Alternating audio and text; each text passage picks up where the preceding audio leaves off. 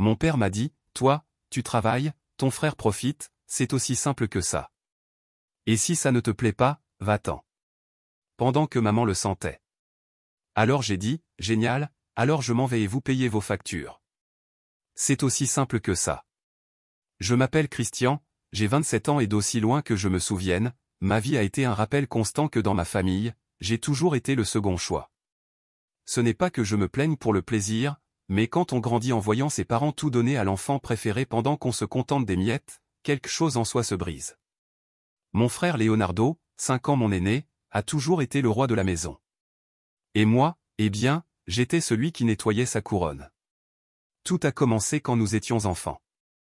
Mes parents, Mario et Claudia, avaient une façon très particulière de distribuer leur affection et leurs ressources. Leonardo, avec son sourire facile et son attitude de tout me revient, obtenait toujours le meilleur. Des vêtements neufs, des jouets chers, des voyages scolaires, même la plus grande chambre de la maison.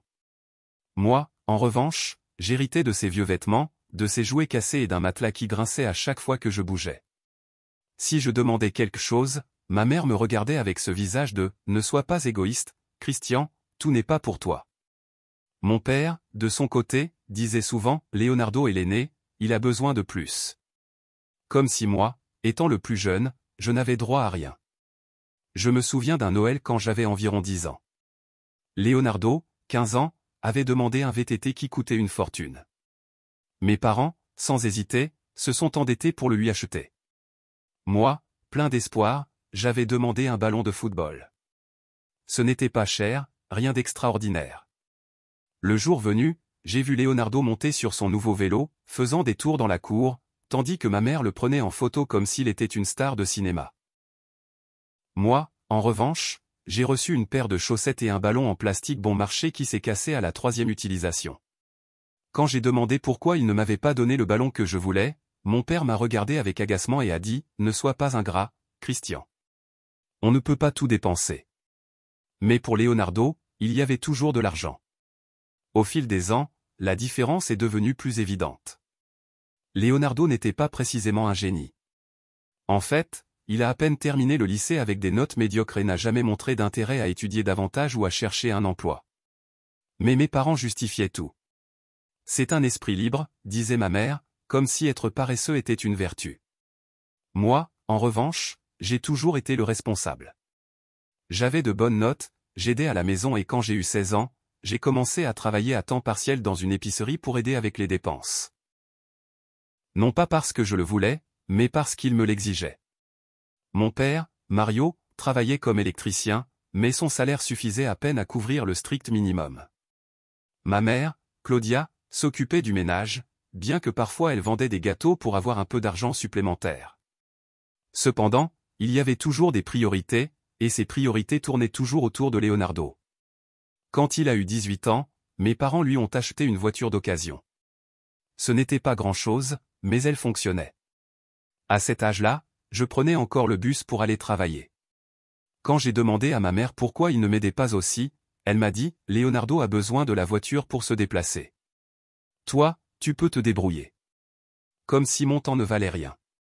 À 20 ans, j'ai obtenu mon diplôme du secondaire avec mention et j'ai trouvé un emploi à temps plein dans une usine de meubles.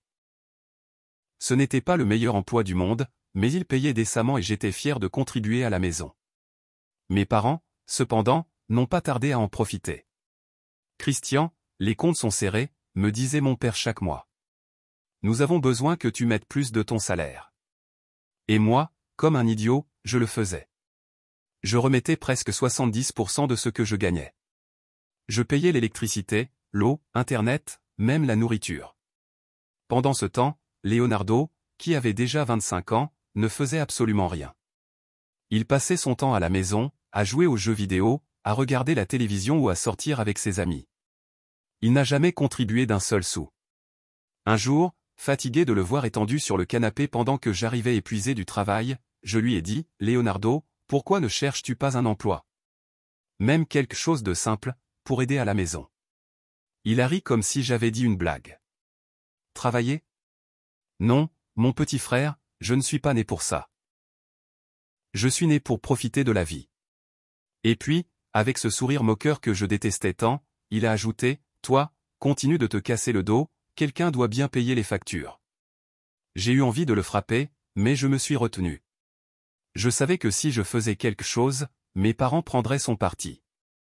Ils le faisaient toujours. Le temps passa et la situation ne fit qu'empirer.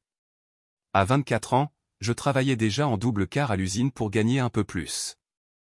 J'arrivais à la maison à 23 heures avec les bras douloureux et le dos en miettes, seulement pour trouver Leonardo en train de jouer sur sa nouvelle console, une que, d'ailleurs, mes parents lui avaient achetée avec l'argent qui restait. Restait d'où? J'étais celui qui mettait presque tout. Une fois, j'ai vu la facture d'internet et j'ai découvert qu'ils avaient souscrit au forfait le plus cher avec des chaînes premium et tout, juste parce que Leonardo voulait regarder le football en haute définition. Quand j'ai reproché cela à ma mère, elle m'a dit « Ne sois pas jaloux, Christian. Ton frère a besoin de se distraire. » Se distraire de quoi? De ne rien faire toute la journée. Le point de rupture est arrivé quand j'avais 26 ans. Un jour, mon père m'a appelé à la cuisine, ma mère à ses côtés, et m'a dit qu'ils avaient besoin que je mette plus d'argent. Les comptes sont très élevés, Christian. Si tu ne mets pas plus, nous ne pourrons pas tout assumer. Je donnais déjà près de 80% de mon salaire. Il me restait à peine de quoi m'acheter des vêtements ou sortir avec des amis une fois par mois. Je leur ai demandé pourquoi ils avaient besoin de plus et mon père est devenu nerveux, disant des choses vagues comme les prix augmentent et la vie est chère. Mais quelque chose ne me convenait pas. Un mois plus tard, j'ai découvert la vérité. Leonardo est parti en vacances avec ses amis à la plage. Une semaine entière dans un hôtel tout compris. Comment je l'ai su? Parce qu'il l'a lui-même posté sur ses réseaux sociaux. Des photos de lui buvant des bières sur la plage, riant pendant que j'étais à l'usine en sueur à transporter des meubles. Quand je suis rentré à la maison, j'ai confronté mes parents. D'où Leonardo a-t-il tiré l'argent pour partir en voyage, ai-je demandé, bien que je soupçonnais déjà la réponse. Ma mère a essayé de changer de sujet, mais mon père, avec son ton autoritaire typique, m'a dit « Ce n'est pas de ton ressort. Occupe-toi de faire ta part. » Je n'en pouvais plus. Mes mains tremblaient de rage. Ma part? Je paie tout dans cette maison. L'électricité, l'eau, la nourriture, même le maudit Internet pour que Leonardo regarde ses matchs. Et maintenant, vous me demandez plus pour qu'il parte en vacances? Pourquoi ne le forcez-vous pas à travailler? Il a 5 ans de plus que moi. Ma mère est restée silencieuse, les yeux fixés sur le sol, mais mon père est devenu rouge. Tu ne vas pas nous dire comment élever nos enfants, a-t-il crié. Leonardo est différent. Il n'est pas fait pour travailler comme toi. Toi, tu travailles. Ton frère profite. C'est aussi simple que ça. Et si ça ne te plaît pas, va-t'en. Ces mots m'ont transpercé comme un couteau. J'ai regardé ma mère, espérant qu'elle dirait quelque chose, qu'elle me défendrait, mais elle a seulement acquiescé, comme si elle était d'accord avec tout. J'ai senti un nœud dans mon estomac, un mélange de rage et de tristesse.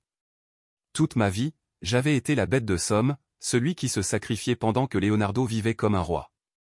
Et maintenant, en plus, on me disait que c'était mon obligation. Mais à ce moment-là, quelque chose en moi s'est brisé. Je n'allais plus être leur victime. Génial, ai-je dit d'une voix aussi calme que possible. Alors je m'en vais et vous payez vos factures. C'est aussi simple que ça. Le visage de mon père a changé instantanément. Il est passé de la fureur à la surprise, comme s'il ne croyait pas ce qu'il entendait. Ma mère a levé la tête, les yeux écarquillés. « Tu ne peux pas nous faire ça, Christian » a-t-elle dit presque en criant. « Nous t'avons élevé, nous t'avons tout donné. » J'ai laissé échapper un rire amer. Tout? Les chaussettes usées et les restes de Leonardo étaient tout. Sans dire un mot de plus, je suis monté dans ma chambre, j'ai pris un sac à dos et j'ai mis l'essentiel, des vêtements, mes documents, un peu d'argent que j'avais économisé. Je n'ai pas dit au revoir. Cela n'en valait pas la peine. Cette nuit-là, j'ai dormi dans un hôtel bon marché en cherchant un endroit à louer. Ce n'était pas facile, mais en une semaine, j'ai trouvé un petit appartement. Ce n'était pas grand-chose, mais pour la première fois de ma vie, j'ai senti que je pouvais respirer. Mais comme on pouvait s'y attendre, mes parents n'allaient pas me laisser partir si facilement. Le premier appel est arrivé 3 jours après mon déménagement. C'était ma mère, Claudia, avec ce ton qu'elle utilisait toujours pour me faire culpabiliser. « Christian, comment as-tu pu nous faire ça, a-t-elle dit, la voix tremblante, comme si elle était sur le point de pleurer. Nous sommes ta famille, nous t'avons tout donné et c'est comme ça que tu nous remercies. Je suis resté silencieux, serrant le téléphone. J'ai voulu lui répondre que tout n'était que des restes, qu'ils ne m'avaient jamais donné l'affection ni le soutien qu'ils avaient donné à Leonardo, mais je ne l'ai pas fait. J'ai seulement dit, maman, je suis occupé. Au revoir. Et j'ai raccroché. J'ai cru qu'avec ça il comprendrait, mais je me suis trompé. Une semaine plus tard, mon père Mario m'a appelé. Sa voix était plus dure que jamais, mais il y avait une pointe de désespoir que je ne lui connaissais pas. Christian, ce n'est pas un jeu, a-t-il dit. Nous avons besoin de ton aide. Les comptes ne sont pas bons et tu sais que nous dépendons de toi. Reviens à la maison. Nous pouvons arranger ça. J'ai ri. Non pas parce que c'était drôle, mais parce que je ne pouvais pas croire son culot. Arranger quoi? Que je continue d'être leur distributeur automatique pendant que Leonardo se tourne les pouces? Non, papa, ai-je répondu. Tu l'as dit toi-même. Si ça ne me plaît pas, que je m'en aille. Je suis parti. Débrouillez-vous seul. Il a raccroché sans rien dire, mais j'ai su que ce ne serait pas la dernière fois qu'il essaierait. Les appels sont devenus une routine. Chaque jour, à différentes heures, mon téléphone vibrait avec le nom de ma mère ou de mon père à l'écran. Au début, je répondais plus par curiosité qu'autre chose. Ma mère alternait entre supplications et chantages émotionnels. « Christian, s'il te plaît, reviens, disait-elle. Nous ne pouvons pas tout gérer. Ton frère est très déprimé, il ne mange pas bien, il ne dort pas. Ça ne te fait pas de peine de le laisser comme ça? Leonardo déprimé. Comme c'était pratique. La dernière fois que je l'ai vu, il jouait sur sa nouvelle console avec une bière à la main, sans le moindre souci au monde. Quand je lui ai dit ça, ma mère a changé de tactique. Tu es un ingrat. Nous t'avons élevé, nous t'avons donné un toit, de la nourriture, des vêtements et maintenant tu nous abandonnes comme si nous étions des ordures. J'ai senti une douleur dans la poitrine, mais je n'étais plus l'enfant qui avalait la culpabilité. Des vêtements? Tu veux dire les vêtements usés de Leonardo ou le matelas qu'ils m'ont donné et qui étaient cassés dès mon arrivée? Ne me fais pas rire, maman. Et j'ai raccroché. Mon père, de son côté, était plus direct. Christian, tu es l'homme de la maison maintenant, m'a-t-il dit une fois, comme si c'était un titre honorifique. Ton frère n'est pas prêt à travailler. Tu sais comment il est. Mais toi, tu es fort, tu peux y arriver. Reviens et je te promets que les choses seront différentes. Différentes? Comment? Est-ce qu'ils allaient me donner la grande chambre et demander à Leonardo de travailler? Non, bien sûr que non. Tout resterait pareil. Moi, travaillant jusqu'à l'épuisement et Leonardo vivant comme un prince. Non, papa, lui ai-je dit. Si vous voulez de l'argent, que Leonardo trouve un travail. Il a 32 ans, ce n'est pas un enfant. Sa réponse fut un cri. Ne te mêle pas de ton frère. Tu ne comprends rien. J'ai raccroché et cette fois, je n'ai plus répondu à ses appels. Un jour, ma mère est apparue à l'usine où je travaillais. Je ne sais pas comment elle a trouvé l'endroit, mais elle était là, debout à l'entrée, les yeux rouges et les cheveux en désordre. « Christian, s'il te plaît, » m'a-t-elle dit, ignorant les collègues qui passaient autour de moi. « Nous ne pouvons pas continuer comme ça.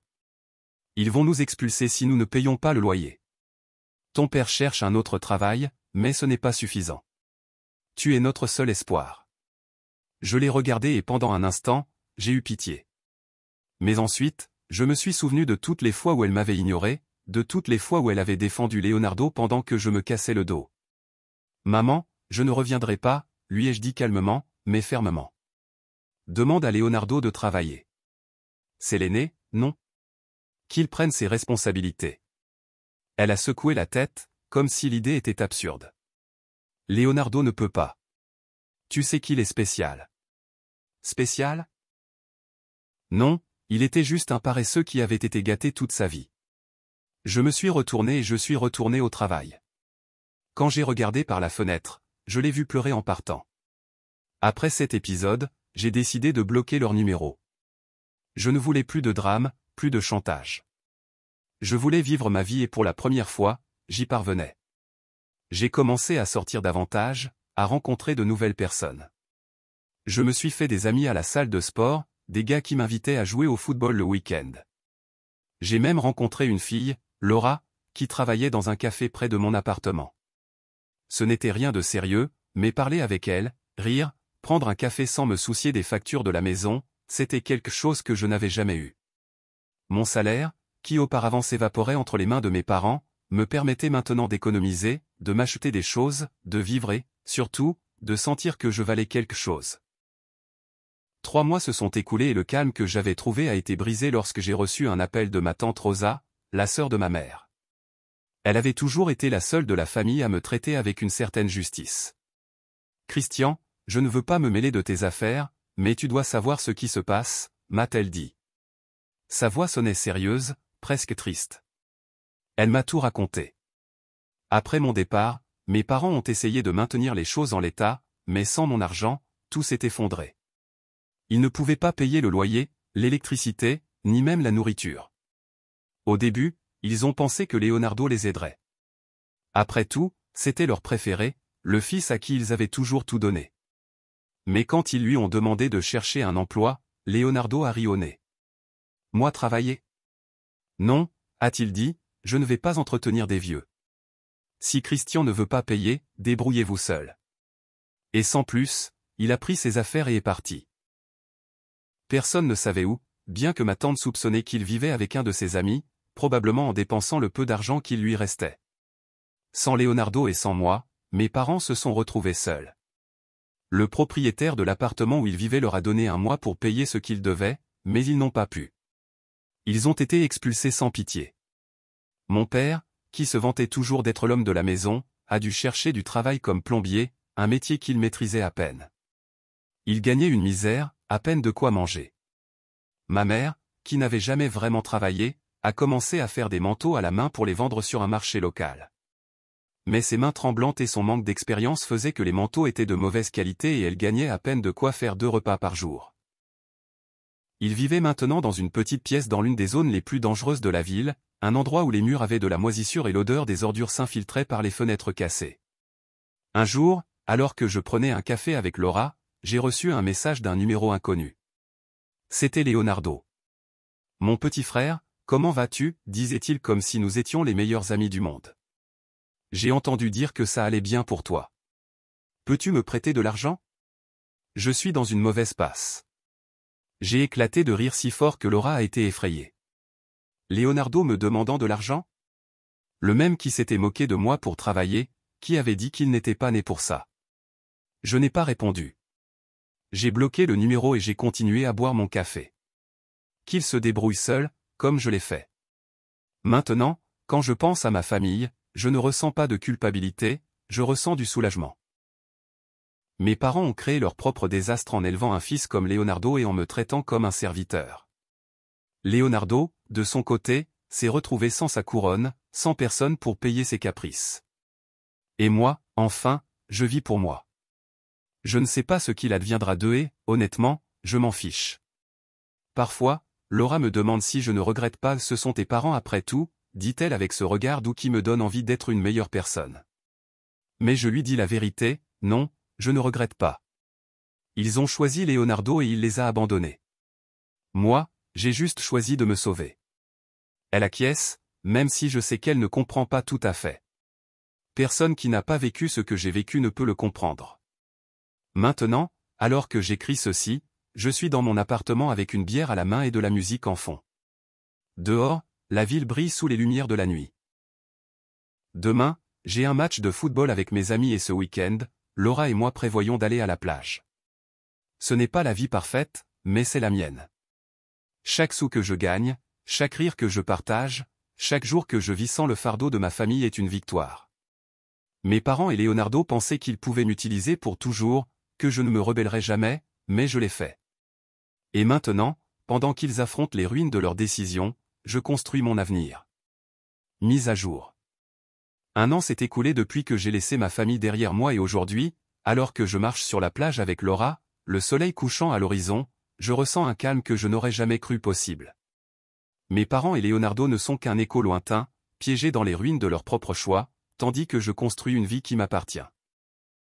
Il n'y a aucune culpabilité dans mon cœur, seulement la certitude que j'ai fait ce qu'il fallait en me libérant. Chaque pas que je fais est la preuve que je vaux plus que les restes qu'ils m'ont offerts, et cette liberté, cette justice, est ma plus grande victoire.